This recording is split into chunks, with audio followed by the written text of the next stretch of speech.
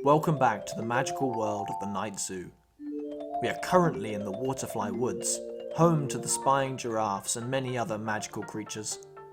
This is the setting for the first Night Zookeeper storybook, Night Zookeeper and the Spying Giraffes. In the story, Tom Rivers, a young Night Zookeeper, journeys through tall newspaper trees, encountering both friends and foes. The setting of a story is the next vital building block of any good tale. First, you have to decide where your story takes place, and then you must use words to really bring that location to life. Let's hear some examples. The Night Zookeeper stops and rests for a moment. He looks up at hundreds of white birds that are circling the cliffs and feels cold air filling his lungs. He walks on, navigating a sandy path towards an infinite blue. A howling breeze that smells strongly of salt rattles his insides.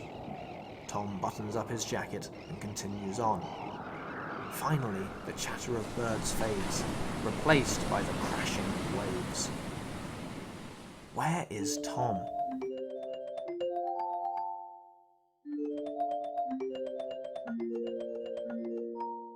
Notice that at no time did the author mention that Tom was by the ocean. What words helped you guess where he was? Let's try another. The Night Zookeeper is surrounded by tall purple trees. Twigs and dead leaves crunch beneath his feet, and overhead, moonlight fights its way through a thick canopy.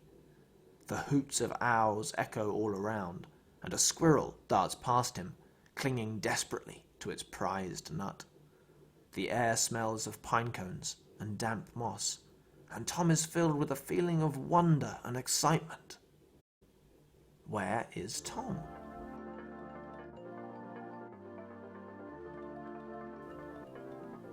Once again, the author didn't mention the woods by name.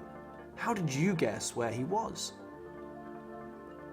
When you write about the setting of your story, you should imagine how it looks, but also remember to include the other senses, like how a place smells or sounds.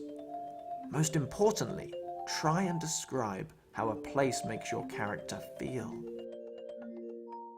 For example, location, the Waterfly Woods. What can Tom see? A dense woodland of tall purple trees. What can Tom smell? He can smell pine cones and damp moss. What can Tom hear? The hoots of owls and the crunching of twigs and dead leaves. And how does this make Tom feel? Excited and full of wonder. Now, last time you decided where your character lives, but this time you will also have to decide where to set your story. That way, you will already have the beginnings of an adventure. Your character will start in their home and journey to this new location. Once you have decided where to set your story, try and write a magical description of it that includes as many of the senses as possible. Good luck, Night Zookeepers!